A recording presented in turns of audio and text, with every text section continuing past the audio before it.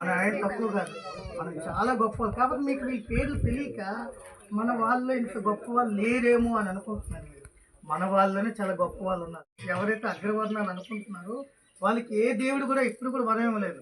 ఇది కాదే గమనించండి. మనం చూసి తక్కువ నేర్చుకోవాలి.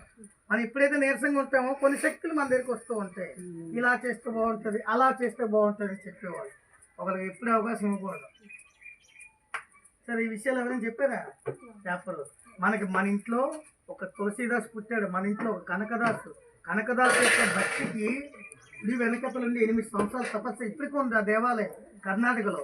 8 సంవత్సరాల పాటు తపస్సు చేస్తే ఆ కృష్ణుడి విగ్రహం ఇలా వెనక్కి తిరిగిపోయిందంటే ఆ గుడి యొక్క గోడ కూడా ఇరిగిపోద్ది కిటికీలాగా. ఇప్పుడు కూడా ఆ కిటికీలో నుంచే చూడాలి ఆ దేవుడిని. అదే అంత గొప్పతనం.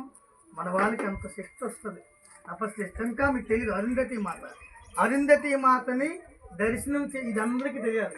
అరుంధతి మాత దర్శనం చేసుకోకపోతే అసలు పెళ్లి కాదని వచ్చి ఎవడైనా అది పంతులైన అవ్వచ్చు, అది రాజైనా అవ్వచ్చు. అరుంధతి మాత ఎవరు? మన యొక్క ఇంటి ఆడపడిచావు. ఇసుకన అందంగా వండిపెట్టిన అంత శక్తివంతురాలు ఆవిడ. అలాంటి స్త్రీ మన ఇంట్లో పుట్టడం, ఆ రక్తం పెంచుకొని మనం పుట్టడం చాలా గర్వకారణం, అదృష్టవంతం. కాబట్టి మనందరం కూడా ధైర్యంగా ఉండాలి. పుట్టేవాళ్ళు చనిపోతూ ఉంటారు, చనిపోయిన వాళ్ళు మళ్ళీ ఇందా చెప్పాను కదా మళ్ళీ పుడుతుండే. కాబట్టి ఎప్పుడు ఏడవకూడదు.